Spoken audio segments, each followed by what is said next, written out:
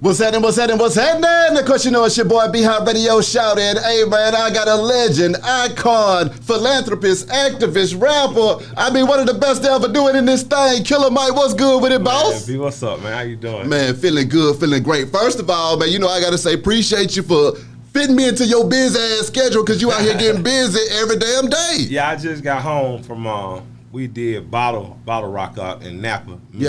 Me and LP, we did our first Run the Jewels show in 20 months.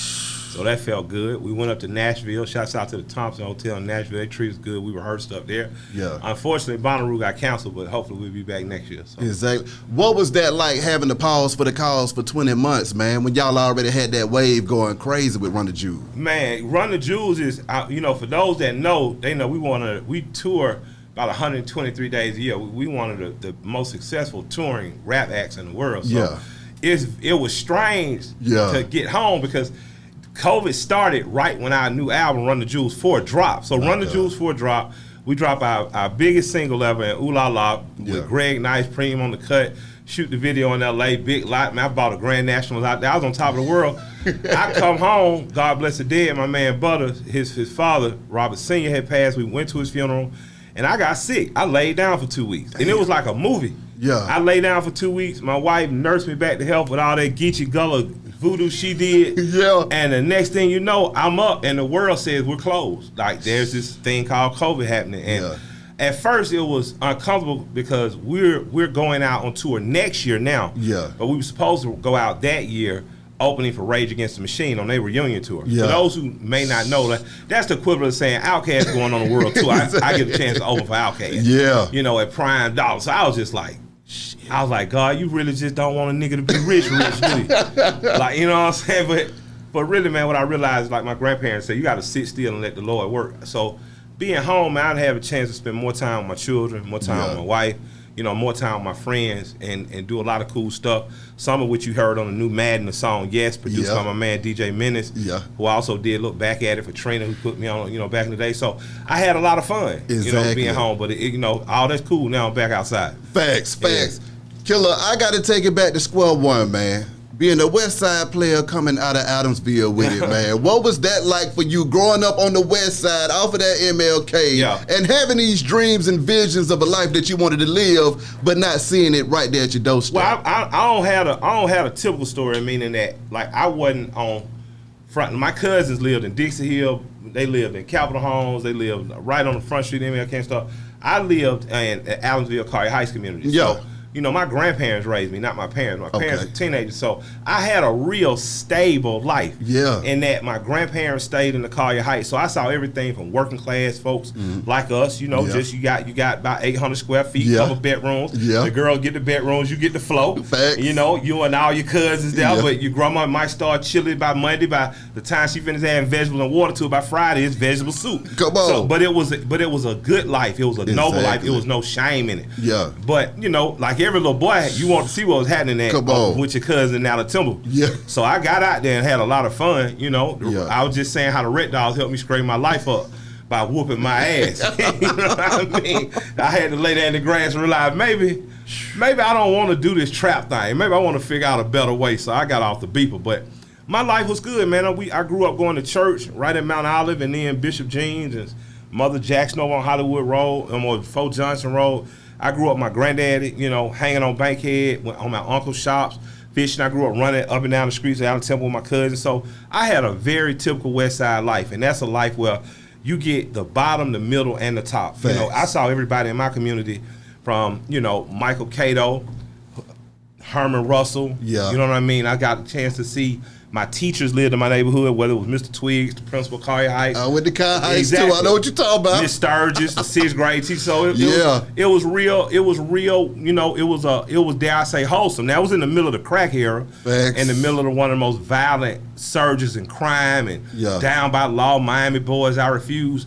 But for the piece of the pie that my grandparents carved out for themselves, there was a lot of stability and reassurance. I could do or be anything I wanted to be if I worked hard. With that being said, going to Doug High, man, what was that like for you? Because it's something in that water over there at Doug that causes y'all guys to come out of there and succeed. Man, so what was that High like? School, man, I like I said on the Breakfast Club, if you walk into a school as a student every day and you have to read the motto, without struggle there's no progress, and you fail, it's a conscious decision almost. Yeah.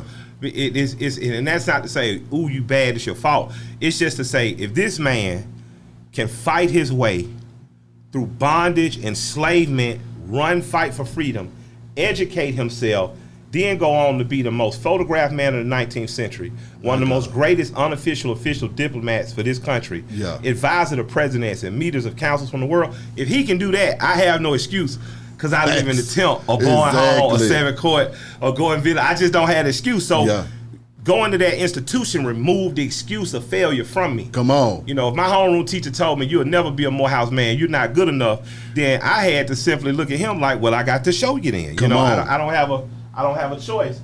I don't have a choice but to show you I can do it. And when I got into Morehouse, I say up my ante for my books like you promised, because I told you I was going to do it. You know, getting a chance to go there, you get to meet, you know, the co-owner of Murray Brothers Funeral Home, Mr. Murray, who went to Washington, and then went to Morris Brown, who was an art teacher, but he taught me more about entrepreneurship. Right now, he teaches me farming. So, you know, it's like you don't have teachers, you have instructors for life. You know, Ms. Potts having us read The Power of the Subconscious Mind. You can't tell me what I'm not capable of, because you didn't read that book at 17. I did. So I have had, you know, all this shit you buy now, you go to tell people I'm at $149 to go to a conference for a white man can tell me you have no limits. Like, Ms. Potts made sure I knew that at 17. You know. So for me, Frederick Douglass High School, Collier Heights Elementary, Morehouse College, just that whole West Side experience. I grew up confident, I grew up uncompromised, and I grew up very self-assured and thinking I could be and do anything. When you think about the city of Atlanta, man, and you thinking about how that APS affects those students and stuff like that, because also when you're seeing that success from other students that came before you and after you, what do you think that does to the community? And then now with the schools not being as prevalent as they were back then, how do you think that's impacting the community now? I think they get back to it. I think the sister's name is Erica Wilson maybe, but sister's over on the school board doing a dynamic job. You know, you got guys like Michael Wynn, the band director at Doug, Stanley Pritchett back over there. It's like you have now people who've been through APS who are now leaders who are doing their best. What we need more of are people from the community participating. And I know it get hard, because I know families don't have home ownership like we used to. I know families have to move around.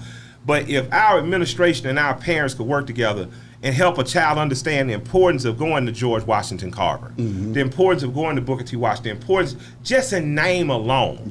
For your rival as Frederick Douglass to be Benjamin E. Mays, there's no way you can feel inferior to anybody. Because no matter what side of the ball you fall on, it's greatness. You know, you know, Outkast DJ, one of the funniest, most prolific DJs in the world, went to George Washington Carver. He's a product of that. So for me, you know, I proudly wear APS as a you know, as an alumni of APS, not just Frederick Douglass, but the Atlanta Public School System. I wear it like a badge of honor. I'm proud that our city council people do that, went to APS. I'm proud our mayor does. I'm proud that many other leaders in our community. What I want to see is the regular community, regular working class folks. How do we better organize to help support these kids so they have everything? Because in the middle of the crack eras, mamas got together with them food stamps and made sure that the boys playing on the football, the baseball team, or the kids staying after school for tutorial had chips and soda. You know what I mean? And so, and if it's things that we can do in the community to better help those things that are already happening, let us know and we'll help. You know, just like we help Next Level Boys Academy, just like we help CommunityBuilders.org. Like I'm always interested, even the Frederick Douglass Alumni Association now, and just seeing how we can be stronger. Because if we give these kids the confidence they need, man, they're gonna give us some results that's amazing. In my opinion, as a Mays High alum myself, 01. Go do be was our motto right there too. So we knew we needed to get up, go and do and be. Absolutely. But I gotta ask you this though, Killer, as a person that invests back into the community on the real estate side of things, man, how important do you think it is for us to go back into the community and into those neighborhoods and buy the block back versus moving to the south side, far north and far west? Well, a lot of it too, I'm gonna tell y'all is, so you don't have to buy the block back, don't sell it, you know.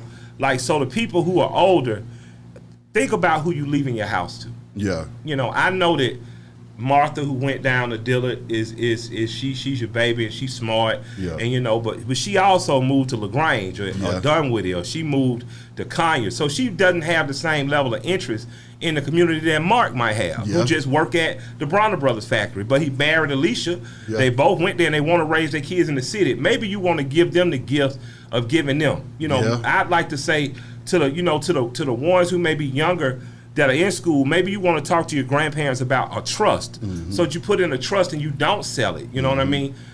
Because if once it's gone, it's gone. Thanks. You know, and we lucky to have some of it, but usually the taxes are only, a few thousand, if that, a year. When you start looking at what you spend hanging out at clubs, eating out $200 a month, that could be $2,400. That's the taxes right there. Exactly. So I'd like to encourage people to keep it. And if you can't keep it, find somebody to sell it to, who cares in that will. Yep.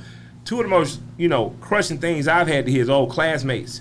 I see them like, hey, man, you still got your parents' house? Man, I just sold it, man. They gave me a couple $100,000 for it. I'm like, I would have wired you $250,000 in the morning. Come on. Because I'm not only going to get it, I'm going to get it. I'm never going to sell it. Yeah. I'm going to put it in trust. It's going to be there forever because I'd like for the neighborhood to be able to produce more strong, confident black children. Not that I don't respect the love and care for other people, but I'm a strong believer in having communities that are insulated by your culture. Exactly. So culturally, you putting out the most confident kids you possibly can, because that way you have a stronger tapestry that makes this country.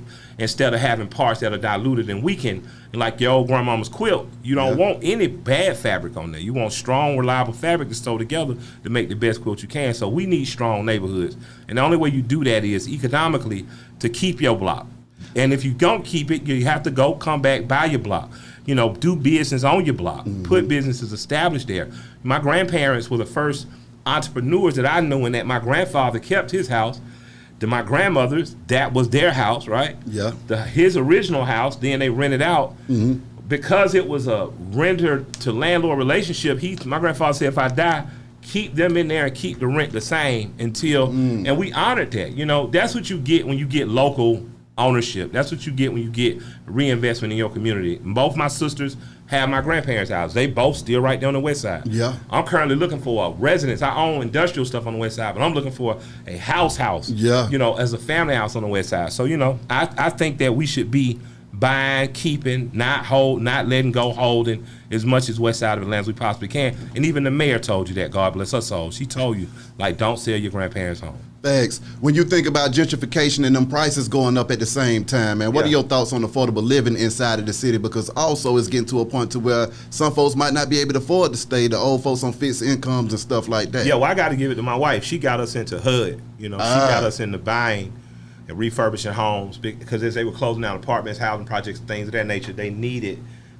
more multi-family homes. They needed more homes for families again. And, Shayna pivoted our business that way. So we get to provide a service for keeping people, with affordable housing in. Market rate, now HUD don't pay. Which, HUD pays, they pay on time, but we could, we probably get 2/3 of what we deserve. But it keeps families in the community that need to be there, the ones that look like us. Answer me this though, Killer. When was that music bug hit you? When did that hit you? When was the point that you said, you know what, I need to start snapping in this thing? I knew I was gonna be a rapper. I was 9 years old. Get out of here, man. I knew I was gonna be a rapper. That's all I wanted to do. I wanted good. My grandma sent me out with folk, the carpenter, the electrician, they all brought me back say the same thing. So they got a great personality, a sweet kid, but he ain't much good for nothing, for talking. So, I knew pretty much of me. I couldn't be no breakdance. I couldn't figure out a backspin with his belly. But I figured out how to talk enough shit, swallow enough spit, man. They let me hang around, Yeah. And I got to thank my man Gigi, who actually here with me now. Gigi? Yeah. About 13, I probably had to be about 13 years old. Yeah. And he had moved down from Connecticut. Yeah. And our other homeboy, Terrence, from South Carolina, but his family was all in New York, so they was closer to hip hop. I liked all rap. I had a special place in my heart for East Coast hip hop too. I really liked the wordplay and stuff. So they was the first people who took me to the studio. And I never forget going, and I was being so curious, I was just touching. Yeah. And I remember the guy came to pull Jesus to the side, said, "Don't bring him back." He said, "Don't bring him back." And Gigi fought for me, and they really took me in under their wing, and I'm blessed. That's still my friends to this day. Exactly. So I'm blessed. I'm really blessed. Starting off as a freestyler though, Killer though. Yeah. I mean, what was that like coming off the top of your head and then realizing that I need to learn how to formulate these songs? Yeah, he taught me how to write in bars too. Like Gigi I didn't know how to write in bars. Yeah. Yeah, because I just freestyle. I didn't know nothing. Cause you know I lived in Adamsville, I lived in Car Heights. Like wasn't nobody rapping. Yeah. It was folk working. It was folk like doctors and lawyers in the enclave. Yeah. And it was folk working the concrete and brick yard, but wasn't nobody giving no damn about no DJing and no LCing, but me. My God. You know, and Gigi said, well, man, he said, you good. I just go in the booth. He said, man, that's good, but you don't know how many bars you got. I was like, I don't even know what you're talking about. So he taught me the difference between the 8 or 16, 24 bars, rapping on time, double time. Yeah. You know, he taught me. And then I was just a willing student. I wanted to know, so I learned all I could. And then I just went off. See, my whole thing is this, Killer. What I'm about to say, it might get crazy, but I mean, I'm going to just keep it real. When I heard that Whole World song, it was a verse on that thing. And you came in there and wrote that track like your life depended on it. Because it did. Talk to me, Killer. When you heard that track, man, what was it that made you say, I love you, Cass, but class is in session? No, I had to, like, you rapping with somebody, you rapping with the world's greatest rap group. Facts. So first of all, you getting in the middle of a chemistry that people love already. Ooh. You know, so it ain't no question of how they gonna feel about Big and Dre. Yeah. The only variable in here is me. You know, so don't fuck this up. You know what I mean? I can remember they was doing the deluxe edition or some kind of additional. They had additional records and stuff, and Big, they were going out. I think they might have been going to the General Club or something. Big said, hey man, you know, you might want to stick around and listen, you know, to this record, see about getting on it. And I elected to stay instead of going out and working. And I never forget, you know, player I grind. When it came to me, it was just like, oh, this is. Like I knew I had to ride, because you're not gonna out smooth Dre. Yeah. And you know, whether it's deep or not, it's gonna be perceived as deep with Dre. So it's like, you know, it's like you can't get this nigga skinny, handsome, this nigga wear wigs. Like you're not gonna outdo that. So, and you're not gonna out pattern and out cool Big Boy. You know what I mean? You not. You know. My God. Next time he left a throat warm in the dorm room at the AU. Like you're not gonna say no more pimp shit than that. But what I knew I had an aggressive ride. I knew I was hungry. And I knew I was clever, you know what I'm saying, when I said the Randy Moss line, I knew it was money, you know. Come on, I knew I had showed like Randy Moss and this thing. How the hell did you even link up with Cass though? I was Big Boy's little brother's punk ass homeboy, man.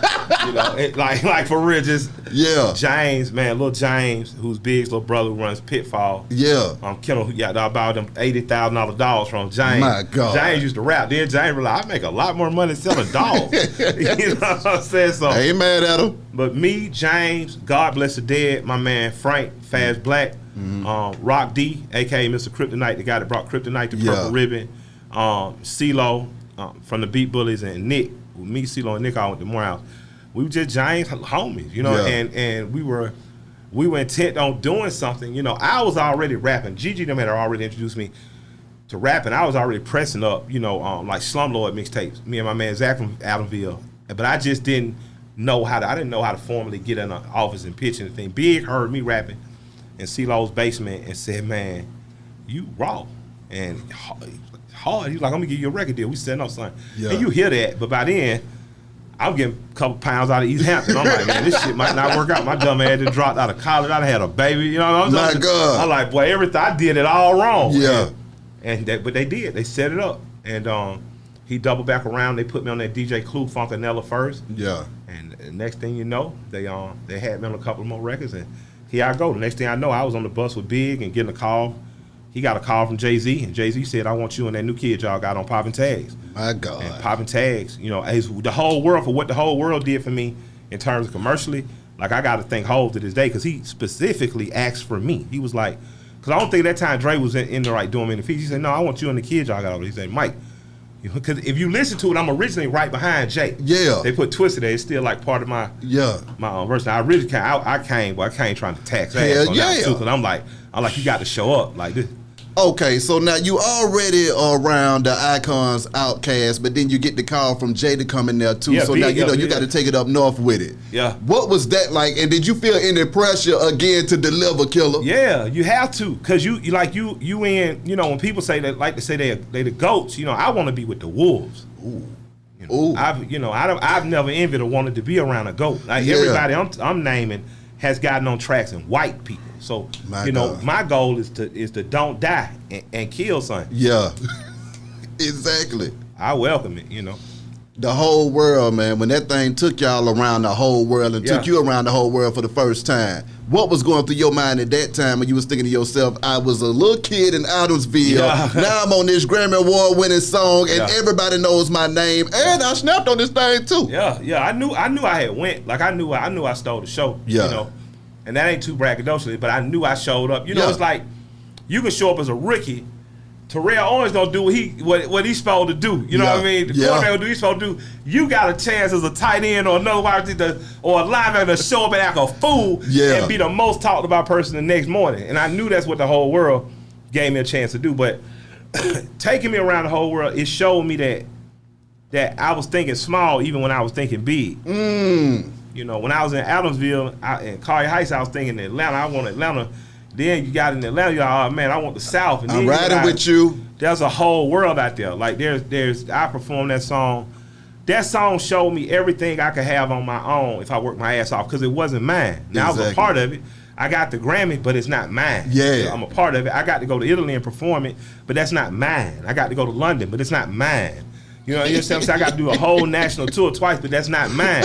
So I never been one of the guys. I'm not gonna pose with your money in the club or your ball in the bar. Yeah. I've never been really comfortable with that. I'm with you. But but I don't begrudge you if you do. Yeah. Because it looked for a great picture, but I wanted mine. You know what I mean? I done got this woman. I done had some children. Yeah. I got my grandparents raised me, so after. No matter how famous you was, my grandfather was what that check hitting for. You taking care of them babies. Yeah. So for me, it was about. That taking me around and getting a chance to tour at Outkast showed me that if I acted professionally, if I took care of myself, kept myself out of trouble, if I kept dropping dope records, if I kept not stopping, that I would get some measure of that. And it took me 10 years to get there. So you look at 2002, 2003 is when it sparks, but it doesn't catch for me until 2011, 2012. So that's a whole 8-year run of mixtapes, of not quite getting it right or almost being now on underrated lists, things of that nature, the things that are, man, it's hell on your ego and your pride as an MC. But, I knew, like them told my grandma when they brought me back in the trades, hey, man, he ain't good for nothing else. So, he got to make this work. Because, boy, either that, he too chubby to run, so he ain't going to be no good raw. Now, something that you just said that kind of touched me, though, Killer. Thinking big, then finding out that you was actually thinking small, man. Can you speak to that and go a little bit more in depth with that? And then just for other black men that's watching that understand what you're saying, because, a lot of times we do think that we thinking big just to find out that it's a whole world out here outside of your big thinking that you thought you had. Big is relative. Big a lot of times is relative. You get you'll have an idea. That's why I say plot, plan, strategize, organize, mobilize. When you plot something out, it's usually you by yourself, piece of paper, maybe you plotting it out. Yeah. And then you even might start putting out a plan or strategy. But when you start to strategize and organize with people, you start to see how it could be even bigger. Mm-hmm. What I'm doing in Atlanta could work in Atlanta, Jacksonville, Tampa, Birmingham. Yep. Then you say, man, now I can organize this and I can mobilize it and it can roll out and be something bigger. And what I mean is, For as big, I wanted to be known and respected in my neighborhood. Yeah. I wanted to, to have a street named after me, maybe. You know what I mean? I'm now, potentially at some point, I'm going to own a portion of this city. I'm pretty sure I got a day. I'm pretty sure I could get a street now. Come on, now. I want a skyscraper. I want 400 or 500 acres around here. I am constantly encouraged by the success I see around me. When you look at a Rick Ross, who now has over 350 acres, when you look at a Thug has just purchased 100 acres, Facts. When you look at what a T.I. has been able to do in terms of property and development, that's not happening in every other city, niggas singing and dancing. Come on now. So Atlanta has to understand, no matter the jokes, the memes, all that other stuff, real business is happening here. Facts. Real business was happening here 120 years ago when Alonzo Herndon was doing business here. Real business was happening here 50, 60 years ago when Herman Russell was doing business here. And doing business now is real here, even when the Negroes is doing that wearing big jewelry and drive expensive cars. Yeah. And I take pride in that, so I take it seriously. So for me, I realize that if I dreamed of having 10 McDonald's, I probably should focus on having 100 because Matt Wilburn is here. Yeah. I call Matt Wilburn, the world's biggest Popeyes, and I can just hit him up like I'm hitting up my favorite uncle. If you have that opportunity, don't think small. Exactly. You know, don't think, when you think, I look at people like Jamal Mashburn, Shaquille O'Neal, what they've been able to do. As you know, they aren't heralded as having the fly shoes that ever sold. They aren't heralded as having, Shaq had a hell of a jersey to buy. But they use their personality, their skill, and their know-how for what people needed, man. They made sound and wise investments. And we had that opportunity. So, for me, I want to go big. Exactly. I remember telling Charlamagne, man, I want to see 100 million. He said, you don't think you more than that? And I when my buddy said, I said, this boy from Monk's Corner. I got to be tripping thinking this small. My buddy challenged me to think bigger. So I just want to say, whatever your thought is, whatever your grandest desire, they tell you don't share it with people. Share it in the mirror in the morning with you, because you're talking to God when you talk to the mirror in the morning, and multiply it. Mm-hmm. Make it bigger. That Monster album. Yeah. What was going through that mind when it was time to drop that first album, coming off of all of that success that you was already having? Man, it sold 500,000 units. I was very proud of it. It also came out the same year as 50 Cent, who sold 10 million, so shit.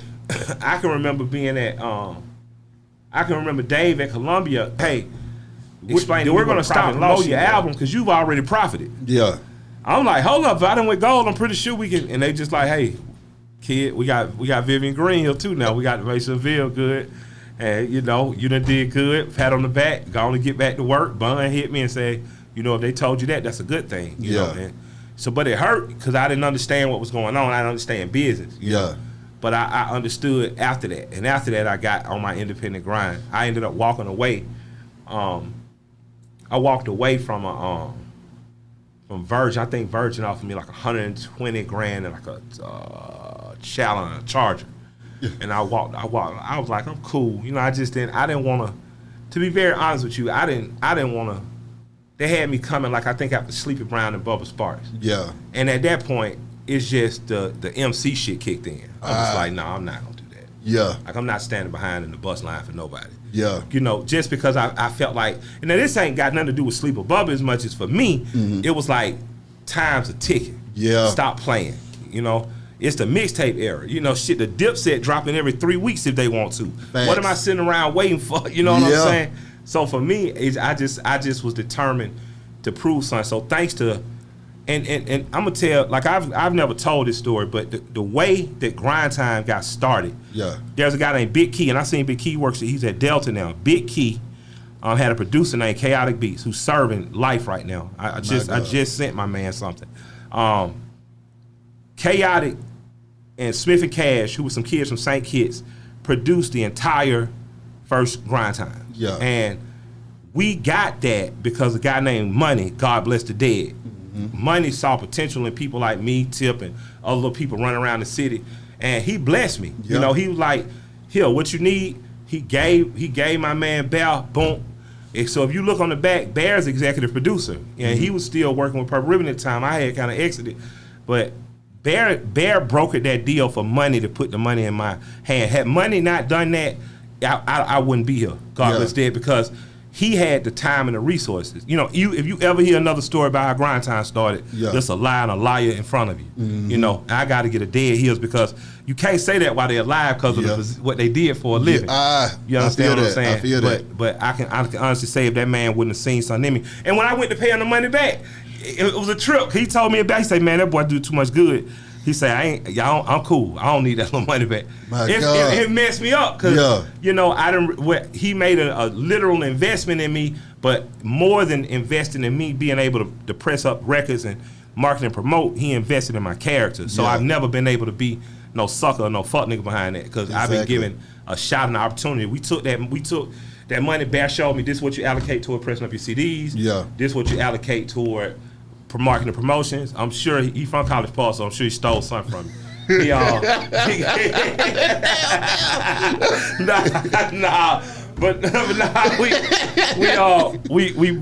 and pressed up CDs. We went and got them pressed down in Texas. Shouts out to Paul Walker Millionaire.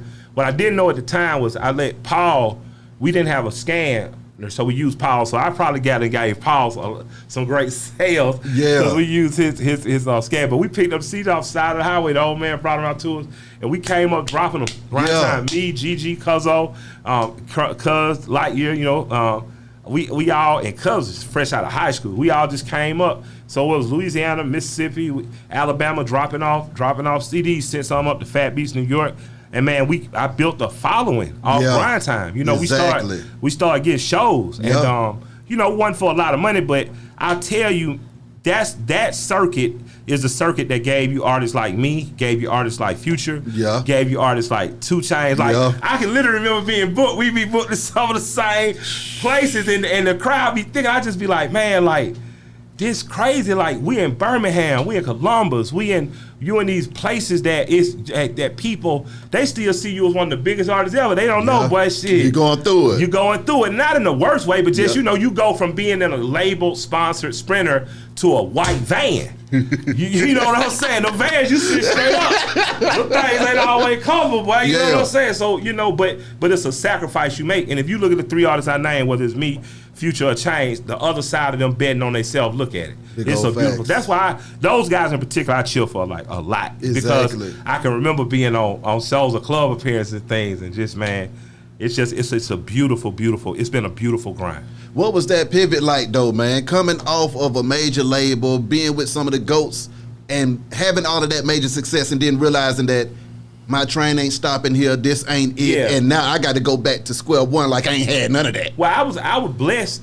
I've never been mad because, you know, it wasn't a possibility where I was from. Like on the West Side, you went to college or trade school and did well, or you got a good job, or you fail wherever you fail with the streets.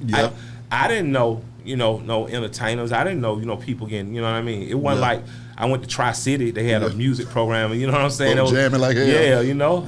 So I wasn't like I went to Washington or was in Doug's band, you know. But what I believed in was art because of Mr. Murray, because of Miss Renfro, because of Miss Bishop. Like I believed in art. So getting a chance to be around some guys. Because if you're not from Atlanta, you don't know this. Southwest Atlanta is not the same thing as the West Side. Facts. Like I'm from the West Side. You know, Southwest Atlanta gave you Outkast, Goody Mob. So you saw other examples of it working. We had Kilo. You know, and Kilo had dope music and a habit. Facts. You know what I'm saying? So it was like, boy, this thing could go either way for her. You know what I'm saying? Like, boy, you know, Kilo wrote his whole first album in Juvenile. So it's just like that. It was just a tumultuous time where we was from. So. But I was so grateful that Big and Dre had blessed me that even in the uncomfortability of, and I gotta give Big Boy props. Like I'm in a rap group, and it's a lot to be in a rap group. A successful rap group it's a lot. I can't imagine one of us waking up just saying, man, you know, I just don't want to do it, and I love you. I'm not your friend. I just don't want to do it. And then you got to figure it out, you know. And what Big has been able to do is kept people employed, kept people with deals. It's put a mayor in Johnson, South Carolina. One of his interns ended up being a mayor there. You know, you gotta look at him pushing through. Has been one of the greatest movies I've ever witnessed. You know what I'm saying? Him and Dre maintaining a friendship. Unlike a lot of people, they stop doing business. They stop being friends. They're maintaining a friendship showed me that there's a way and a methodology for me to do it. But I had to go on a journey, on an Iliad by myself so I could double back around and tell Big, I get it, I understand, and I love you and I appreciate you. I call Big about once or twice a month just to say, hey man, thank you. Appreciate you. I love you, and I really, you know, because I can't imagine having been at the pinnacle and then having to figure out climbing the next mountain. So, you know, I really appreciated it. I've never had any real resentment. I didn't like feeling stuck. And I didn't like Virgin telling me I was going to be third in line. I just wasn't with that shit. And that has nothing to do with the others that were 1 and 2. That was you. That just had everything to do with I knew who I was. You know? So now you coming with this grind time, man. The pledges are dropping all over the place, man. And folks are starting to respect Killer for his lyrical ability. And you out here building your own situation out here in these streets. What was that like at that time for you, still going hard, but now you got the family and the kids and all of this other stuff going on? I mean, I became just a firm believer in myself. If you listen to Pledge 1, that's me figuring out with the crew, all right, what we gonna do? Pledge, by the time I got to Pledge 2 was a motivational speech to me. I didn't realize you know, how many other people need to hear it. But when you hear 10 G's, you know, when you start to hear God in the building, you know what I mean? That's me talking to me. I want to give up. So I'm saying, hey, dog, you can't give up. You know what I mean? Yeah. Like, so for me, Pledge 2, it was a total change in mentality for me. I became a leader on that album. You know? Being transparent in the music, though, that's something that I feel like is lacking in the industry right now. What was that like for you, laying your soul on all of them damn tracks? Hey, it was, you know, transparency works a couple different ways. It's very scary to do it. Yeah. Because people prefer a beautiful lie. Come on sometimes than over the pretty truth, you know, or ugly truth. But transparency for me was crazy because it's crazier when it doesn't get acknowledged. So imagine bare your soul. So Van Gogh died. Van Gogh don't know he famous. Damn. He died. Yeah. He died undiscovered, unfamous. Van Gogh is one of the absolute most revered artists in the world. Facts. So that's what my greatest fear was. I don't want to die unacknowledged. Yeah. And I don't want to die. You know what I'm saying? He could have been. You know, I didn't want a shoulda, coulda, woulda. Yeah. That's what really pained me. Even if I failed, let me fail on my own merit. Let them say, I don't like this song because. Come on. Don't say I never heard the song. That's what would have killed me. But luckily, Pastor Troy got me hooked up with my manager, who's now my manager. He worked at SMC, which was a label out of the West Coast. Troy did a deal with them, and Scarface was in the middle of doing something. I don't know if Scarface's thing ever dropped, but Troy's did. Troy said, you need to holler at Will. And I chopped it up with Will, and man, we just grew to be fast friends. Yeah. And after the label labels kind of dissolved, there was not a need for the intermediate labels anymore in between the big ones. And Will was like, man, you really need to consider managing Mike. Yeah. After we had dropped rap music, and me and L had just by the end had become Run the Jewels essentially. Yeah. Even its most primary stages. And man, a big faux pas happened. Somebody really dropped the ball. Will came in to save the day, and I've been rocking with him ever since. So we're a decade in. How the hell did you and L link up? Man, Jason DeMarco. Atlanta's a beautiful place because white folks and black folks don't mind being friends here. Facts. You know, like real talk. Yeah. Jason is an executive at the Cartoon Network and at Turner. Lived in Scottsdale, drove a Monte Carlo Super Sport. White boy with the Gomer Pyle glasses. Yeah. Cool man, one of the most beautiful human beings ever. But is truly on some Atlanta shit. You know, not trying to be anything he's not. Just he likes muscle cars. Yeah. He likes the shit he likes. You know what I'm saying? And I love him to death. But he was like, man, I'd like to give you. He had given Witch Doctor an album deal. Yeah. And I don't know how it fared or didn't fare, but he doubled back around and said, well, we're going to revamp William Street Records. We're going to give you a modest budget. We can't give you what we gave Witch Doctor, but we'll give you some budget. And I got one stipulation. I was like, what? He was like, don't call yourself Mike Bigger. Call yourself Killer Mike again, and you can rap about anything you want to. I was like, word? He was like, anything. I was like, Ice Cube anything? Anything. Got in there. We were supposed to go in there with 3-4 different producers. Got in there with LP at Patchwork. Shouts out to Curtis. Yeah. Me, L, yep. Shouts out to Kurt, man. Me, L went in there. Within the first 3 hours, I knew he was supposed to produce my entire album. I started calling Jason like, hey man, you got to get this white boy to do the album. Yeah. Like straight up. I'm like, the white boy got to do the album. You know, I'm talking like a real Atlanta nigga. Like, well, I'm like, nah, the white boy got to do the album, the whole thing. Like, yeah. And Jason said, y'all, it's like, he's like, I knew it. I knew it was going to work. He said, y'all working now? I said, yeah. I said, it's been 3 hours. We got 3 records. Jason said, all right, stay on them. I'm going to go find the money. Yeah. And Jason got on the calls and started trying to find the money for the next 60, 90 days. I was on L head. I was calling his ass every day. Yeah. Like, just 3 records ain't enough because you got to do the whole album. That's what it is. And after that, they dropped his album Cancer for Cure a week before Rap Music. Rap Music was named because of Maurice Garland. Maurice Garland put up on Twitter one time, Rebellious African People's Music. And I told him, hold it. I said, I'm using that as a as a title for an album. Yeah. So all this Atlanta intersectionality, you know, all this MJQ intersectionality. Yeah. All this, you know, all this, you know, where you going to see your show at? It came together, man. Drunken Unicorn. All this came together. Yeah. And me and L dropped and we toured together. we each had a song on each other's record. Kids were going crazy, and I remember when we got back home after that run, and at this point we happy because we playing 500 people rooms, getting bumped up to 500 to 700 people rooms and shit, right? So we playing Masquerade, Heaven and Hell, stuff like that. But L was like, he owed a record, like a mixtape, the Fat Possum, I think, and he was like, man, it just takes me a long time to write. Yeah. And I was like, say less, man. Just like. Boy, this like Carver Lonely and Stockton right here, man. We finna. I said I'm coming up to New York, and I remember El was like, man, he was like, I don't have any money from you. I said I didn't ask you about no money. Yeah. I said we get back on the road. I said don't worry about that. We went and did Run the Jewels 1 in 2 weeks. Damn. We went back out on the road, and on the road we opened it for Run the Jewels. So Killer Mike come out do his 30 minutes, El do his 30 minutes, and then Run the Jewels do 30 minutes. And we come out there, and there's some Killer Mike fans out there. Yeah. LP fans, Def Jam fans.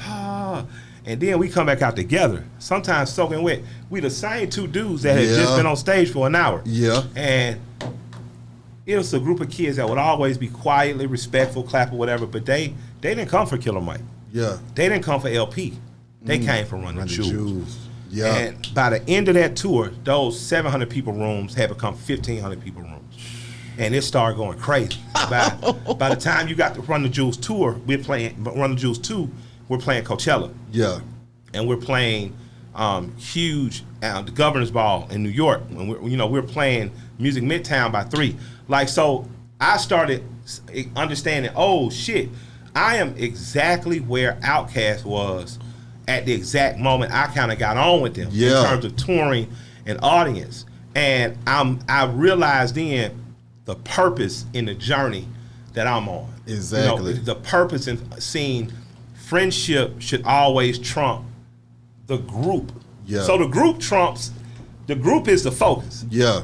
It trumps all the other personal petty bullshit. It trumps all the additional ego and shit because the group has put us all here. Yeah. But the friendship trumps even the group. The brotherhood that LP and I have trumps even Run the Jewels because I love my brother so much that I'm not going to let Run the Jewels down. And Run the Jewels as a community loves our supporters so much that we not going to let each other's down through ego and insecurity. So being able to now be in the moment that I got a chance as a voyeur or witness has made me a wiser steward of my position. And I really appreciate it that much more. Like I genuinely appreciated getting back on stage last week because I missed y'all. Yeah. I missed you.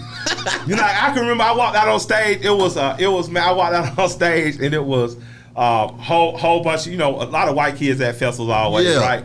I remember seeing the little black kid. I was like, okay, I know who he is in the crowd. Yeah. And I remember seeing this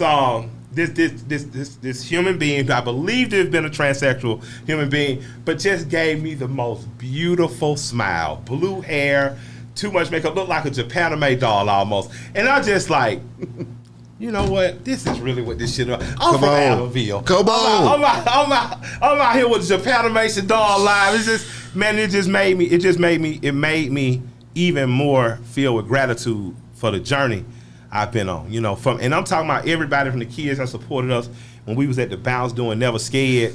To right now, it just y'all mean so much to me, like it, and I don't mean that in a trivial way, I don't mean that in a thank you. I mean I sincerely take the time to take pictures with people, to converse with people, to meet and greet people at their level in the streets because. Guys, I appreciate it. I wasn't good for nothing else. Everybody told my grandmama that, so shit, I probably been in prison.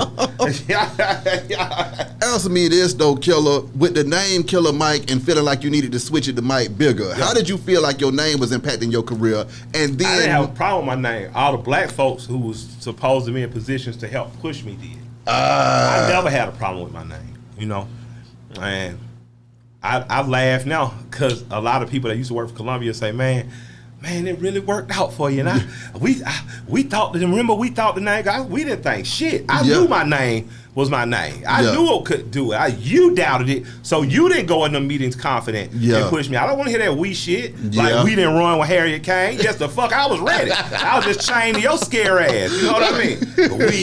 We sure was not. The Mike Bigger was just something. Every rapper got a couple names. A few aliases. Yeah, but the Bigger stuck with my wife better, so she Shay Bigger. I never forget, they put her up at one of my birthday parties to my former rapper. I say, she ain't never rapped nothing but a Christmas gift. That girl wasn't no rapper, man. She's so shy. My God. You, T.I., Bone Crusher, Never Scared. Another one of those songs that went crazy for years. Yeah. What was that like, having a whirlwind of a smash hit? And did y'all feel like that song was going to go as crazy as it did? Well, let me acknowledge, originally it was Reese and Bigelow and Bone Crusher. And then I was invited in by them. And they put me on the record. Mm-hmm. And then, I don't know what business got worked out. It didn't get worked out between them. Yeah. Then it became a record where it was me, Bone Crusher, and T.I. But I always have to acknowledge Reese and Bigelow first, because the two Mississippians, two great brothers. I still talk to Reese to this day. Yeah. And just, it's just, I got to show love. Because you come, like, my family from Tuskegee. You come out of a small town, the Jacksons, the Baton Rouges, places like that. To me, it's just good to make sure that I don't want that part of the story not told. You know? So, but Dan, I know from Break 'Em Off, put the cash behind Crush. Mm-hmm. And I got to give Dan credit too, man. Dan from Break 'Em Off Records, man, from the West Side, is somebody who has believed in artists and helped artists much like a Big Oom. Mm-hmm. You know what I'm saying? He's much like a Big D and Tight did, much like a Slick Money and Ice. So I got to give him. So Never Scared is a little more complex than you think, but really Bone Crusher had the wherewithal to know that what he brought by way of anthem and excitement and stage energy, what I brought in terms of hardcore intensity, and what Tip brought in terms of just slickness and player shit was a dope record. Come on, So I got to give Crusher his credit for A&R in the moment and understanding it, because when he called me and said, "I'm going to put T.I. on the record," I just shrugged myself like, okay, I thought Tip was dope. I just didn't know who record it was no more. But I was like, shit, we all from the West. It makes sense to me. Yeah. And then we performed it, and it was like, oh yeah, this is something else. Your friendship with T.I., man, working over there with Grand Hustle and all of that stuff. What was that like? Y'all linking up and turning up? Man, it's my bro. Like I remember when I was on my ass, and the mixtape stuff finally started hitting enough so we could have some rationale to go to some independent distributors and say, hey, rock with us. Tip gave me a home with Grand Hustle, and I appreciated him. I remember telling him, like, man, I really appreciate you, dog. I ain't want to have to come to you. I know you have a lot burning you. Yeah. And he was like, man, I would have been did this. All you had. I felt like an asshole, man. It's just like, damn, I could have been called my dog. You know what I mean? But you'll let pride get in your way. You don't want to bother folk. Facts. But man, Tip has been a friend since we were introduced. When he was at LaFace and I was at Quimini, and we just. We ain't know the hell we was doing. We know we love rapping. Yep. We knew we had great stage performance, solo and together. But I have been proud every step of the way. And I got to say that my friendship with him has really taught me a lot of life lessons and valuable lessons. You know what I'm saying? Like like a lot of friendships in this thing end because of envy and ego. Your ego will say you're supposed to be somewhere. Your ego will want you to still be treated how in the way you were being treated when you had the hit record. But you have to self-check your ego, leave your ego at the door, and humble yourself.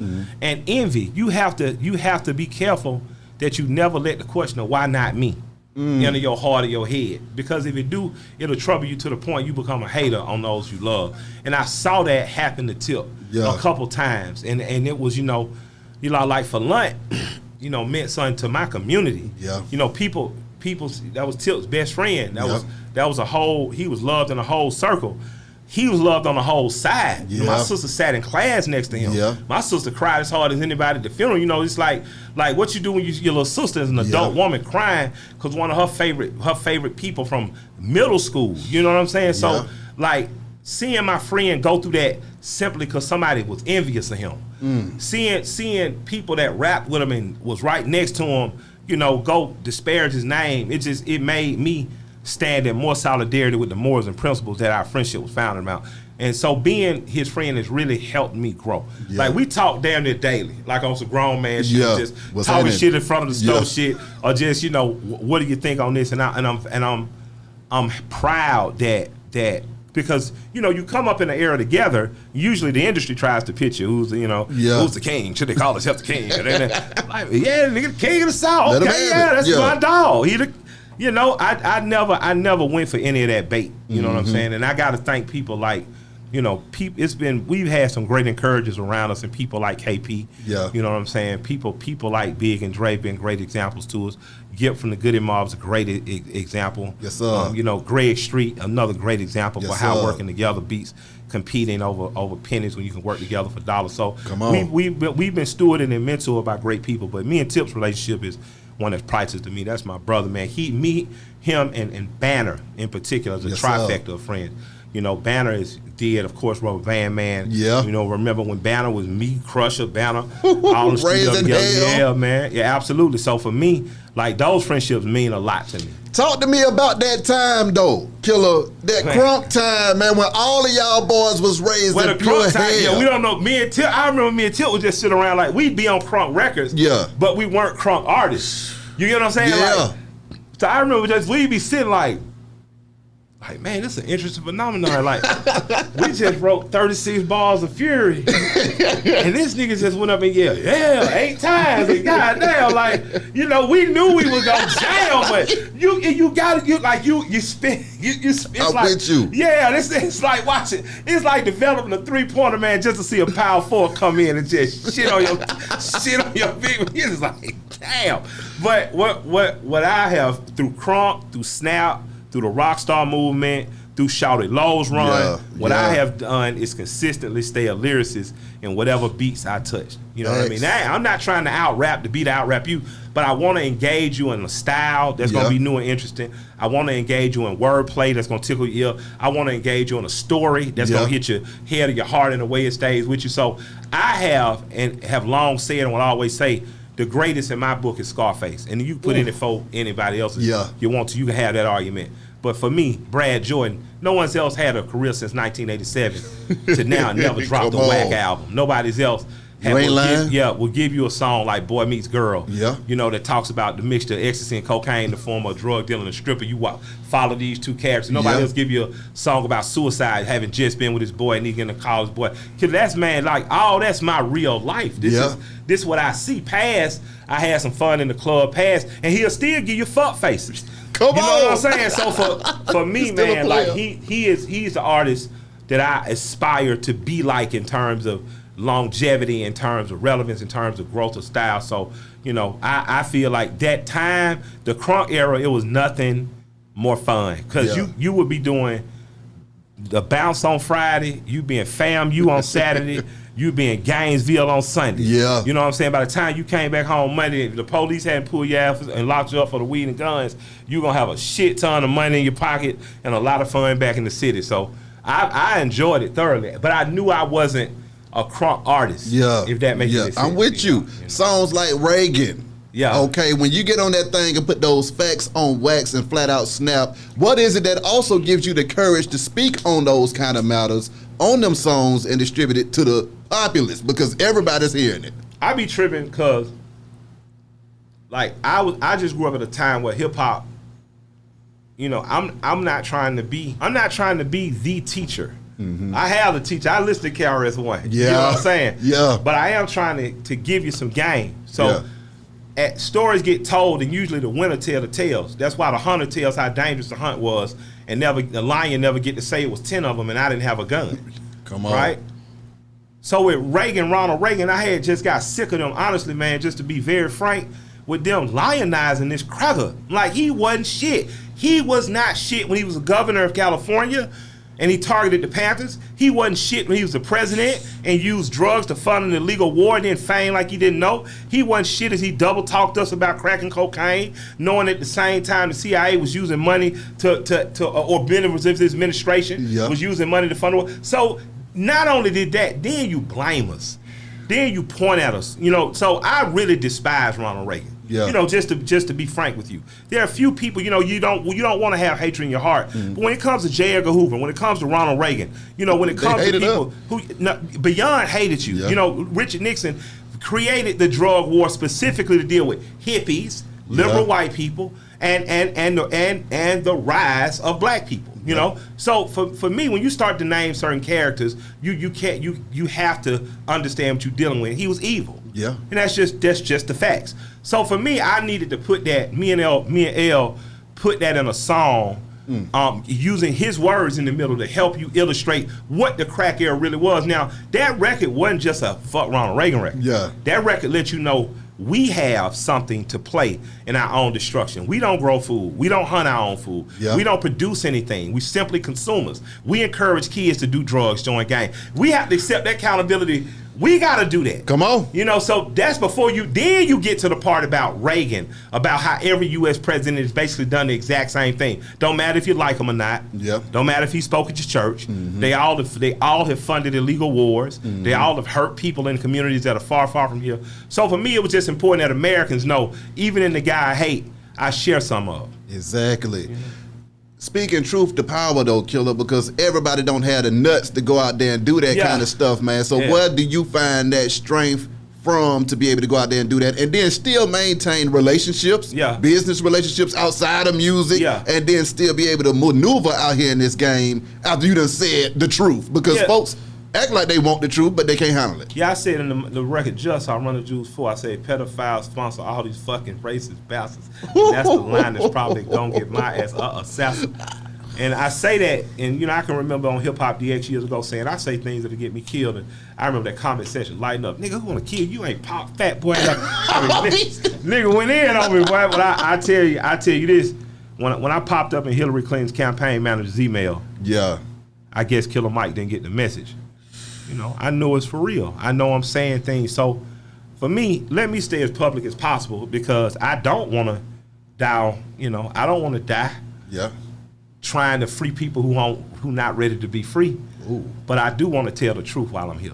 What is that like, trying to free people that don't want to be free? I'm not doing that anymore. I'm simply telling the truth. Okay. So what was that dynamic that caused you to say, you know what, I'm out here putting it on the line, but I'm not sure if it's being... I never sought leadership. I'm what they would call a reluctant leader, but when you look at someone like Colin Noor, who's a black brother, he used to facilitate a show on NRA, now he's independent.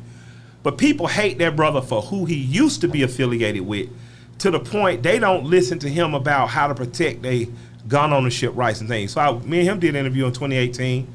People decided that it was diametrically opposed to something that was going on. They didn't like it. People came at me, I bet you destroyed your career.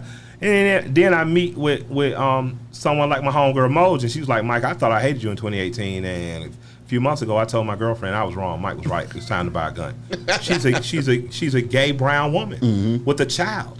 In these times, she needs to be armed. You know, so when you look at the Black Packers movement here in Atlanta, when you look at brothers like them and sisters that are training each other and hiking and fishing, and you look at the brothers that are and sisters that are doing triage out in the field, you look at military people that are coming training. That's what we needed. So for me, when I say I'm done saving people, ain't trying to save themselves. If you don't actively hunt, fish, fight, you don't do any of that, you probably not with me. Oh, you can't rock. I'm not. Oh, I can't rock with you. Like every man with me today know how to put a pole in a lake and catch us.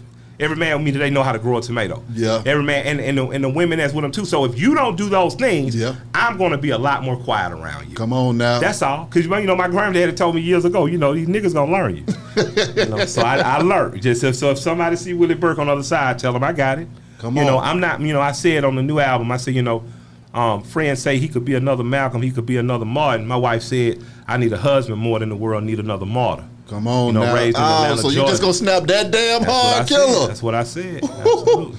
Talk to me about where you gathered the information and the knowledge from, though, Killer, because at the end of the day, a lot of folks, you a busy man, so how much reading is you doing when you ain't rapping, touring, and handling business every 5 minutes? Just read, man. Read. You're not going to finish every book, but just read. And what books are the ones that triggered you, that made you say, you know what, hey, man? Everything. Autobiography of Malcolm X, any James Baldwin book you want to pick up, Zora Neale Hurston, I also watching God, you know, anything. But I read everything. My grandfather bought encyclopedias. We read them. That's just what you did. You stoke curiosity in your children. Mm-hmm. When your children say, why? Say, let's see. Yeah. You know, and don't just use Google. Still go on outings. Go to the bookstore. Go to the library. Yeah. You know, I bought 1984 just because I hadn't read it in a while. You know, reread it. And you'll read it and it's like, oh, shit, this is happening now. You know? What do you think about what's happening now in the world that we're living in? Because right now people feel like their rights are under attack and we don't know exactly what's about to happen. Protect all your rights, not just the ones they tell you to. You know? Your First Amendment right gives you the power to say what you want to. Your Second Amendment right gives you the right to defend yourself. Yeah. You know, you want to make sure your Fifth Amendment, the right to remain silent, not incriminate yourself. I'd like to see the 13th Amendment, you know, amended again so that there's no inclusion of slavery at all. Because right now slavery is illegal except for in jail, prison. Yep. You know, so for me, you know, black people in particular just need to explore enjoying every right and privilege this country promised you before you're willing to give them up. Yeah. That's it. Yeah. We've only been free about 57, 58 years. And if you take that into context, my parents were in this, you know, God bless the dead, my mother being gone, my father's in the 60s. My parents were born in apartheid. Yeah. So we haven't even had a full century of freedom, and you already ready to give the government the right to tell you to do with your body. Yeah. Because if you don't want to tell me what the right to do with by taking something out of my body, then you can't tell me what to do by putting something in either. Yeah. You know. So for me, make sure you enjoy all your rights before you give them up, because governments don't give rights back. And I was just talking to Joe Rogan on the way over here. Yeah. And Joe was saying, I was telling him, you know, I'm glad you got better. You know, I hope you and your family good and COVID stuff. But, you know, he was like, you know, the reset button on any government is usually totalitarianism or dictatorship of some type. That's where you reset. You know what I'm saying? It's like being the toughest kid in a matter of 10 or 15 kids. Everybody's scared they're going to get beat up, so nobody bother you. But really, 10 kids out there, 11 can beat your ass. Come on. They just haven't taken time to organize to do it. Now, moving forward with what you got going on, though, Killer, as a businessman, what is that like saying, okay, I got this music down pat, but I need to handle my business, swag shops and all of this stuff going on, man, television shows at the same time with Trigger Warning. What was that like, expounding upon that platform that you already had and turning it into these other vehicles to get money? Man, Ice Cube, you know, you look at someone like Ice Cube, who's been a tremendous influence. If you listen to my style, you listen to a direct reflection of the school of Ice Cube. Yeah. Direct reflection of KRS-One, direct reflection of Paul and G, Scarface, you know. So from a businessman perspective, Ice Cube getting an opportunity to exercise his ability to write. You knew he was a dope storyteller on Boys in the Hood when he wrote that for Easy. You know what I mean? You knew that on Fuck the Police, but getting a chance to see the movies, to see a Friday play out, you know. So Ice Cube showed me it could be done. Then it just for me saying, well, when I get a chance, how do I do it? I've been on MTV Made 4 times. I still communicate with all the kids I did Maids with. They all went on to be successful adults in the endeavors they with. So I took and I take television seriously. So when I got to Trigger Warning, you know, if you look at Yayo from the Crips that help brand the Cripocola. You know, Yayo has Cash Crop Clothing. He's selling out daily. You know, shouts out to Yayo. Come on. You know, you look at Blue Sugar, Big Noonie. Noonie's selling desserts. Like Noonie's slanging desserts around. Noonie kill you and make the banana pudding for your funeral. You know, so for me, whether it's AC, Murdo, shouts out to them, I'm about the business of business because I have a good-ass job. Like Swift reminds me all the time, you got a great job, but I don't ever want to resent my job again. I don't want to have to do a song I don't want to do. I don't want to have to work with people I don't want to work with. I don't want to have people around me working that I don't really like or respect simply by proxy. Come on. So for me, it's just having the businesses are a way to, you know, if a water company will pay me to say, hey, their water's the best, then why can't I bottle my own water and say my water is the best? Come on. You know, so I'm from the school of Def Jam. I watched them grow, you know, from just a little small label we cheered for into a mega force. Rockefeller, watched them grow.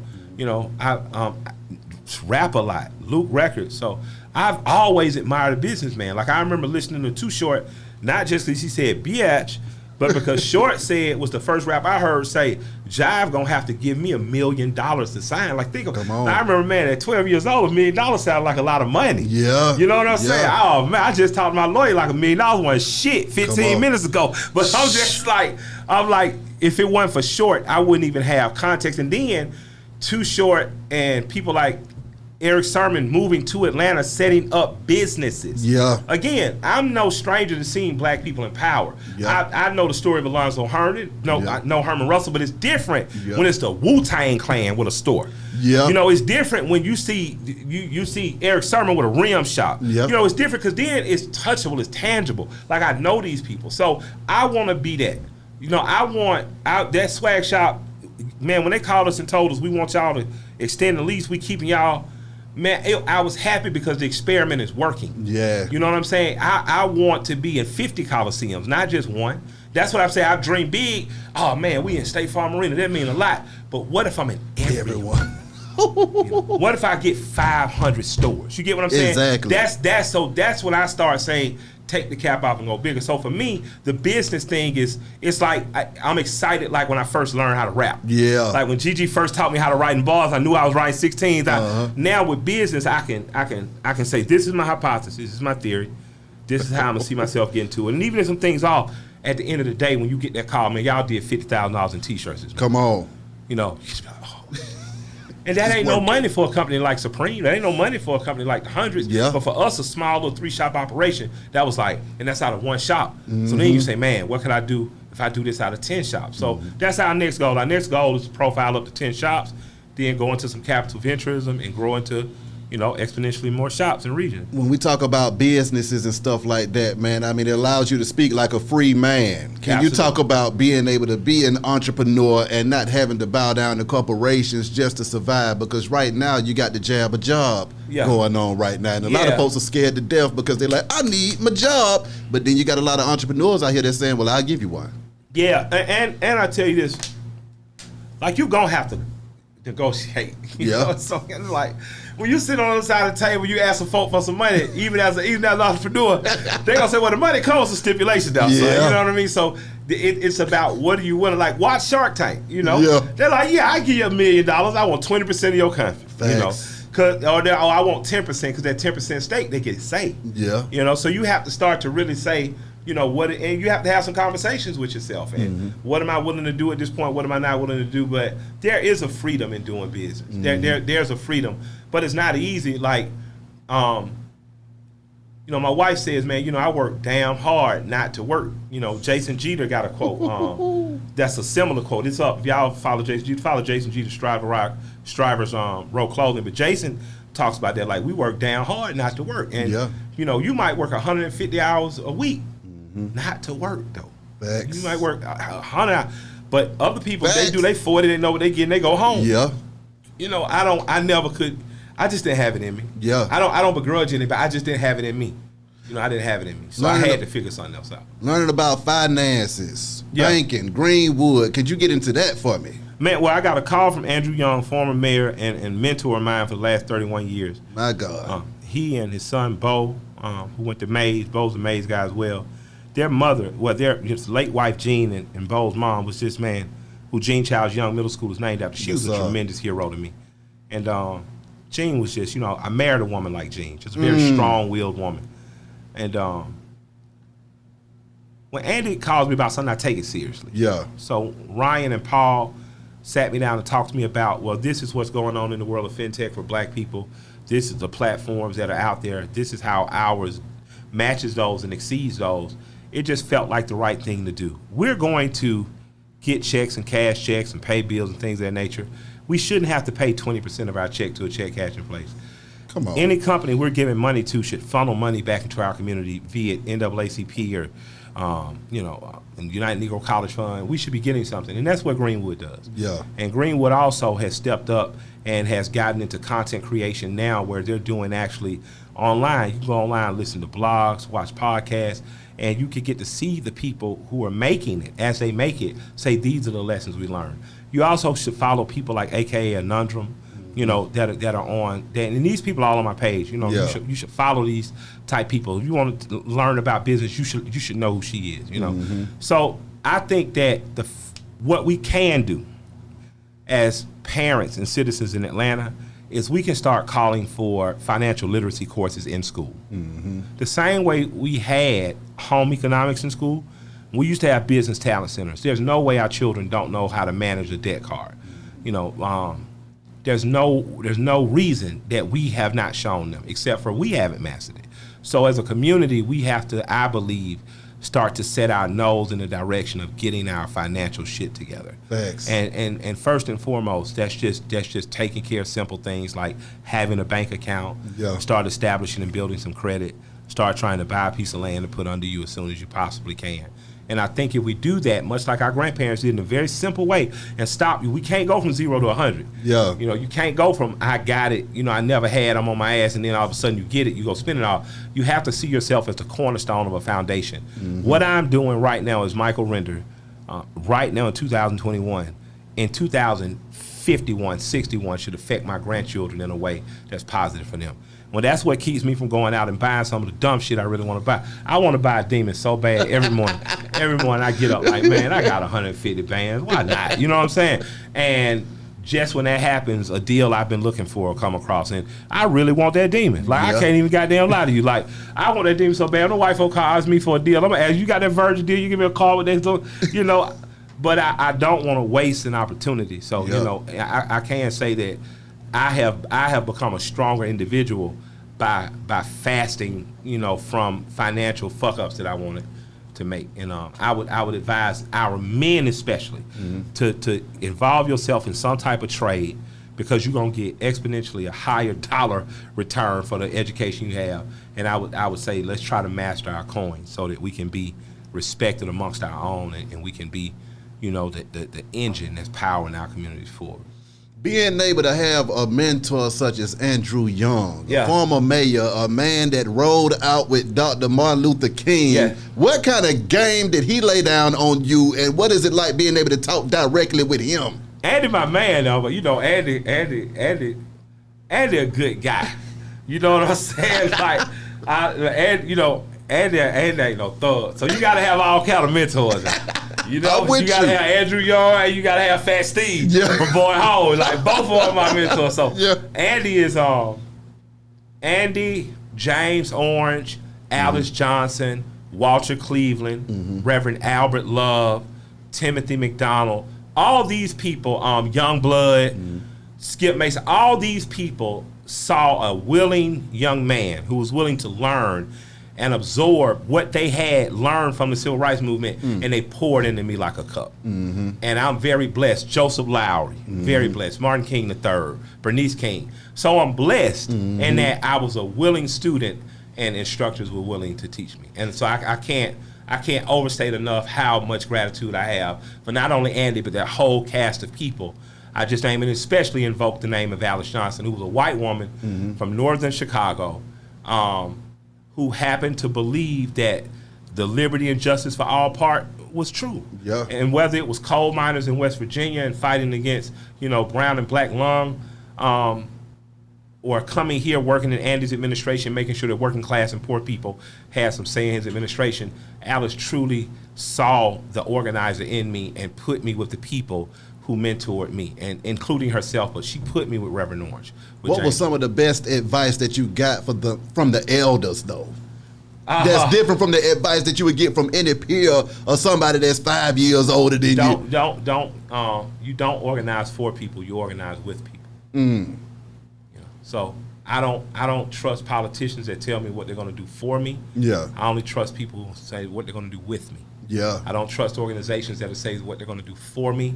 I trust organizations that's going to say this is what we're going to do with the people that we're organizing for.